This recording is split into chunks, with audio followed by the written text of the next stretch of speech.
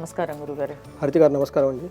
గురుగారు, శ్రీ విశ్వవసునామ సంవత్సరంలో మిథున రాశి వారికి ఎలా ఉండబోతుంది? వీళ్ళకి ఎక్కడెక్కడ అనుకూలంగా ఉంది, ఎక్కడెక్కడ ప్రతికూలంగా ఉన్నాయి, ఆదాయ వ్యయాలు ఎలా ఉన్నాయి ముఖ్యంగా?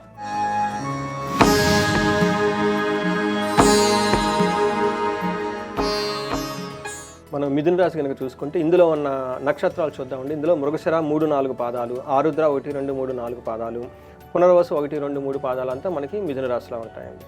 పేరు బలం కనుక మనం చూసుకుంటే కా, కీ, కు, కం, జ్ఞ, చ, కే, కో, హ ఈ సౌండ్ లేదంటే మోరాలస్ ఇదే సౌండ్తో ఉన్న వారి పేర్లంతా మిథున రాశి కింద వస్తారండి. తర్వాత మనకి మీరు ఇందాక అడిగినట్టుగా ఆదాయం, వ్యయము, రాజ్యపూజ్యం, అవమానం ఇవి కనుక చూసుకుంటే వీళ్ళకి ఎలా ఉందంటేనండి, వీళ్ళకి ఆదాయం 14 అండి, వ్యయం 2. ఆదాయం 14 ఉన్నాయి, వ్యయం 2 ఉంది. అయితే వీళ్ళకంతా వచ్చేదే ఖర్చు చాలా తక్కువ ఉన్నట్టుంది. చాలా ఎక్కువ ఆదాయం వచ్చే అవకాశం ఎక్కువగా ఉంది. మల్టీ సోర్సెస్ ఆఫ్ ఇన్కమ్ అంటారు కదండి, బహుముఖ ఆదాయంగా వచ్చే అవకాశం చాలా ఎక్కువగా ఉంది. వీళ్ళకి రాజ్యపూజ్యం 4, అవమానం 3. ఇది కూడా బాగానే ఉంది. ఇది కూడా బాగుంది. సో వీళ్ళ చుట్టూ ఉన్న జనాలు కూడాను ఎక్కువ మంది వీళ్ళని అప్రిషియేట్ చేస్తూ సపోర్ట్ చేసే విధంగా చాలా బాగుంది. మిథున రాశి వాళ్ళకి ఈ ఫిగర్స్ చూసుకుంటే చాలా అనుకూలంగా ఉంది, పాజిటివ్గా ఉంది. సో మనకి ముందు కూడాను వీళ్ళకి ఎక్కడన్నా ఒడిదుడుకులు ఉన్నా కానీ ఏదైనా ప్రాబ్లం ఉన్నా మళ్ళీ రీగైన్ అయిపోయి సెట్ చేసుకుంటారండి. మిథున రాశి వాళ్ళకి ఈ సంవత్సరం ఉన్న విశిష్టతలో అదొకటి. మన గ్రహస్థితిని బట్టి చూసుకున్నాం అనుకోండి, వీళ్ళకి మీనరాశిలో శని, గురువు వచ్చేటప్పటికి మిథున రాశిలో రాహు కేతువులు, కుంభంలోను కేతువులు, కుంభరాశిలోని కేతులో ఉన్న కేతు వచ్చేటప్పటికి సింహరాశిలో ఉన్నారండి. ఈ యొక్క గ్రహస్థితిని బట్టి కనుక మనం చూసుకుంటే వీళ్ళకి మనకి మహర్షులు ఏం చెప్తారంటే లఘు గోచరం, సూక్ష్మ గోచరంలో కనుక చూసుకుంటే వీళ్ళకి దారిద్ర్యం, నానా దుఃఖం, పాపం, స్వం అని చెప్తారు. అంటే వీళ్ళకి శని ఉండటం వల్ల ఏమవుతుందంటే ప్రొఫెషనల్ మ్యాటర్స్లో కొంచెం ఇబ్బంది పడే అవకాశం ఎక్కువగా ఉంటుంది, అనుకున్న విధంగా ఎక్కువగా ఉండదు. తర్వాత గురువు వచ్చేటప్పటికి ఫస్ట్ హౌస్లో ఉండడం వల్ల కొంచెము ధనానికి సంబంధించిన విషయాల్లో సరిగ్గా రాకుండా ఇబ్బందులు పడే సిచ్యువేషన్ ఎక్కువ ఉంటుంది. అయితే కేతు 3వ ఇంట్లో ఉండటం వల్ల స్వం అని చెప్తారు, అంటే మనీ ప్రకారంగా చాలా బాగుంటుంది. అంటే ఇబ్బంది ఉన్నా కానీ ధన ప్రవాహం చాలా బాగుంటుంది. 9th హౌస్లో ఏమవుతుందంటేనండి రాహు ఉండటం వల్ల వీళ్ళ మైండ్ ఎలా ఉంటుందంటేనండి కొంచెము పాప పనులు చేయాలని, స్మార్ట్ వర్క్ చేయాలని, ఏదైనా కనుక చేసి మంచి చెడు తర్వాత ముందు నేను ఈ పని చేసేయాలి, ఒక ఇంట్యూషన్ బిల్డ్ అవుతుందండి. ఈ టైంలో వీళ్ళు అనుకోకుండా కొన్ని అనెథికల్ ప్రాక్టీస్ వచ్చేసే అవకాశం చాలా ఎక్కువగా ఉంటుంది మిథున రాశి వాళ్ళు. ఇది ఒక్కటి గమనించుకోవాలండి. మిగతా విషయాలు అఫ్కోర్స్ ఆటోమేటిక్గా ఉండిపోతాయండి. శని 10th హౌస్లో పెద్ద ఇబ్బంది పెట్టే గ్రహం ఏం కాదండి, కొంచెం ట్రస్ట్ చేస్తాడు. గురువు ఫస్ట్ హౌస్లో ఉండటంతో అనేక విధాలైన ఇబ్బందులు ఉంటాయి. మల్టీ సోర్స్ అంటే మెంటల్గా ఎక్కువగా స్ట్రెస్ అవ్వటం ఇవన్నీ ఉండే అవకాశం ఎక్కువగా ఉంటుంది. కేతు ధన ప్రవాహాన్ని ఇస్తున్నారు. రాహు వచ్చేటప్పటికి వీళ్ళకి మైండ్ నెగిటివ్గా డైవర్ట్ అయ్యే అవకాశం ఎక్కువగా ఉందండి. ఈ యొక్క 4 పరిస్థితులు కనుక అర్థం చేసుకోగలిగితే ఇప్పుడు మనం చెప్పుకుంది మిగతా హోల్ ఇయర్ ఎలా ఉంటుందో మనకు అర్థం చేసుకోవచ్చు.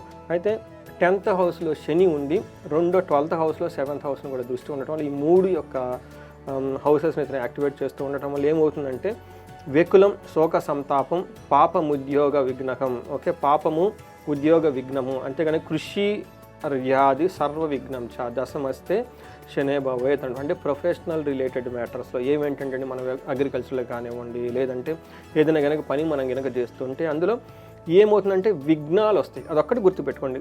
శని మీకు వీళ్ళకి సపోర్ట్ చేస్తాడు.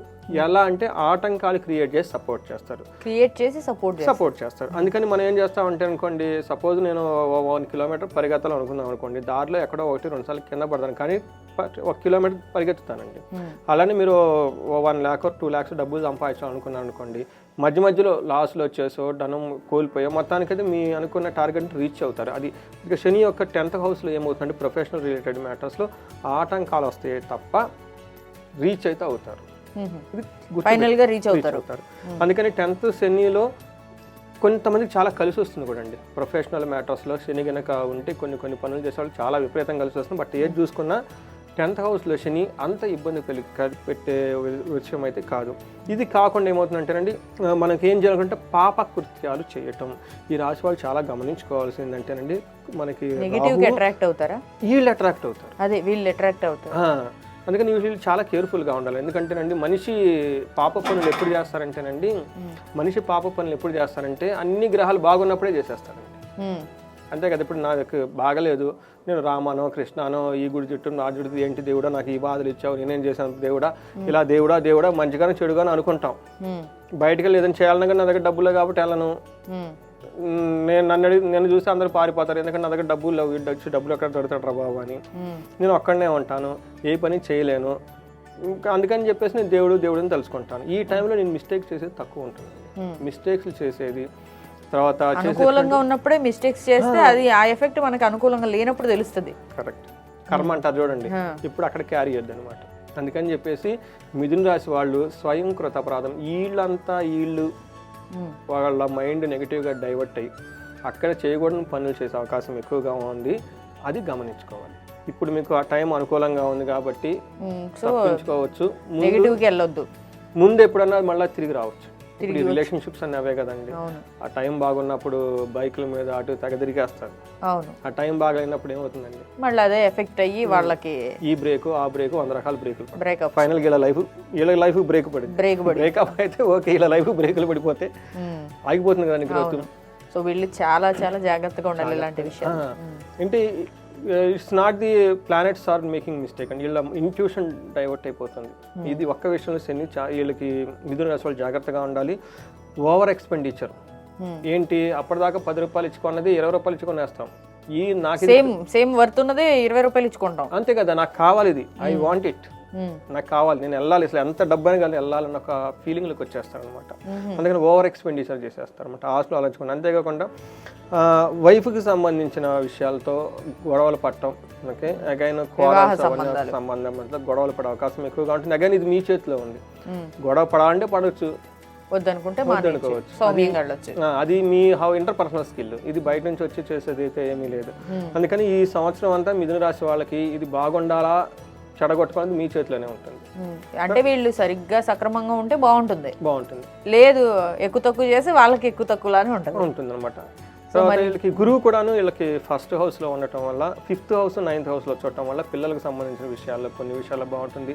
మళ్ళీ ఇలా ఆధ్యాత్మికంగా ఉంటారు, పవిత్రమైన తీర్థయాత్రలు తిరుగుతారు, పెద్దవాళ్ళతో చక్కగా ఉంటారు, అన్ని విషయాల్లో బాగుంది. గురువు ఉండటం వల్ల ఒకే ఒక ప్రాబ్లం అంటే బుద్ధి భ్రంశం, ఉన్నది లేనట్టుగా లేనిది ఉన్నట్టుగా ఊహల హెల్యూసినేషన్ లో బతుకుతారు. అవకాశం ఎక్కువగా ఉంది. ఎవరైతే మంచి వాళ్ళో వాళ్ళని నమ్మకుండా ఎవరో ఏదో మాయమాడి చెప్పేస్తే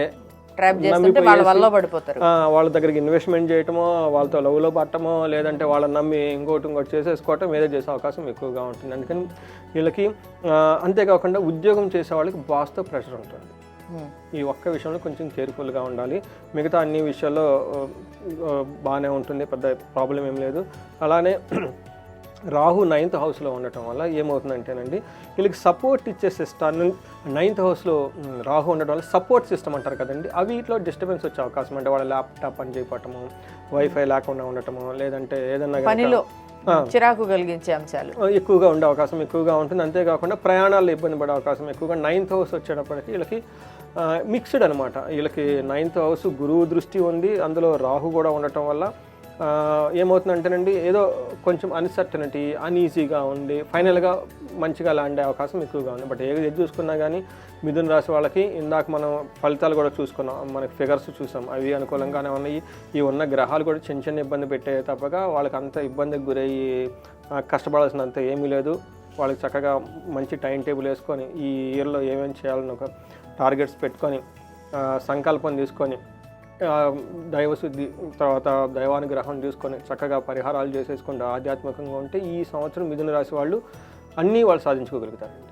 అన్నీ సాధించుకోగలుగుతారు. అయితే గురుగారు పర్టికులర్గా కొంతమంది కొన్ని విషయాల గురించి ఎదురు చూస్తూ ఉంటారు కాబట్టి పెళ్లి కాని వాళ్ళకి వివాహం అయ్యే ఛాన్స్ ఈ సంవత్సరంలో వీళ్ళకి కనపడుతుందా? వీళ్ళకి పెళ్ళయ్యే అవకాశం చాలా ఎక్కువ ఉందండి. ఎందుకంటే 7th హౌస్లో శని దృష్టి ఉండటం లేట్ అయ్యే అవకాశం ఎక్కువగా ఉంటుంది. లేట్ అవుతుంది. వ్యవహారాలు జరుగుతాయి కానీ ఆలస్యంతో జరుగుతాయండి. అంటే అయ్యే ఛాన్సెస్ ఉంటుంది. అదే ఏమవుతుందంటే శని ఉండటం వల్ల ఏమవుతుందంటేనండి వీళ్ళకి స్లో ప్రాసెస్, కొంచెం ఒడిదుడుకులతో, అంటే ఏదైనా గొడవ అవటము, లేదంటే చిన్న అపశృతులు జరగవటము, అలా కొంచెం ఇబ్బందులతో కలిగి పెళ్ళి అవుతుందండి. ఓకే. సంతానం గురించి సంతానం చాలా బాగుంటుందండి, పిల్లలుగా వచ్చే అవకాశం చాలా ఎక్కువగా ఉంటుంది. చాలా 5th హౌస్లో గురు దృష్టి ఉండటం చాలా అనుకూలంగా ఉంది.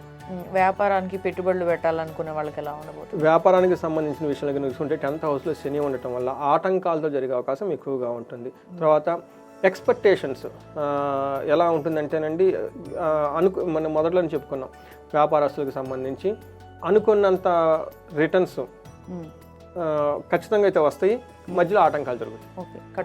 మనకేమిటంటే కరెక్ట్గా కృషి రియాది సర్వ విఘ్నం చ. కృషి అంటే ఏంటంటే మన హార్డ్ వర్క్ రిలేటెడ్ వాటిలో ఏదైనా కనుక చేస్తే అందులో ఆటంకాలు వస్తాయి, విఘ్నం ప్లస్ రిజల్ట్ అయితే వస్తుంది. గురుగారు, మరి కోర్టు వ్యవహారాలు ఎలా ఉంటాయి? కోర్టు వ్యవహారాలకి వీళ్ళకి అనుకూలంగా ఉండే అవకాశం చాలా ఎక్కువగా ఉంది.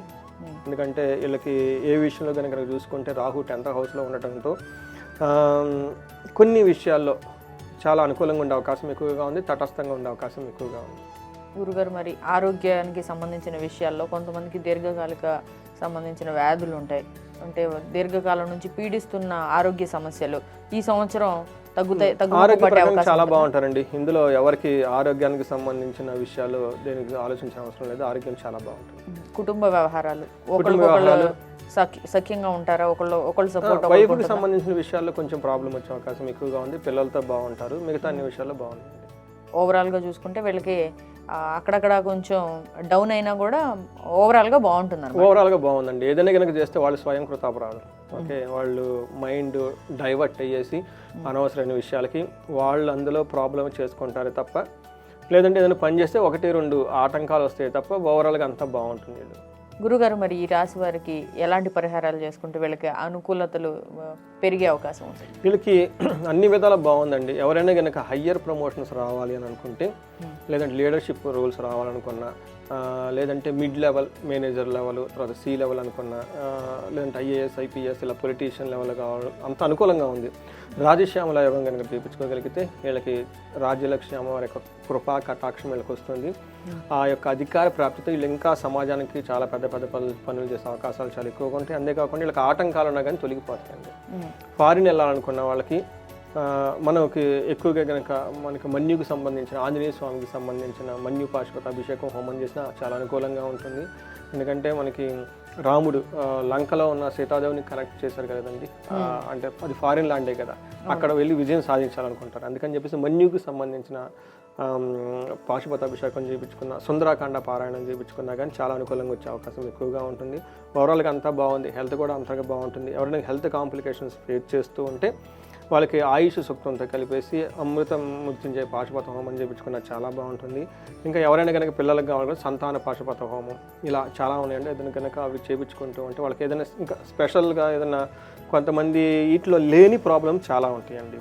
మనం ఇప్పటిదాకా చెప్పుకున్న విషయాలు కొంతమందికి లేకపోయినా వాళ్ళకి శాపాలను ఉంటాయండి, తర్వాత నరదృష్టి నరఘోష అని ఉంటాయి. ఇది ఏదైనా కనుక స్పెసిఫిక్గా ఉంటే మనకి వాళ్ళు కనెక్ట్ అయితే వాళ్ళ హారోస్కోప్ని చూసి లేదంటే వాళ్ళకు ఉన్న ఛాలెంజ్ తెలుసుకొని తదనుగుణంగా మనకి పరిహారాలు చెప్పవచ్చు.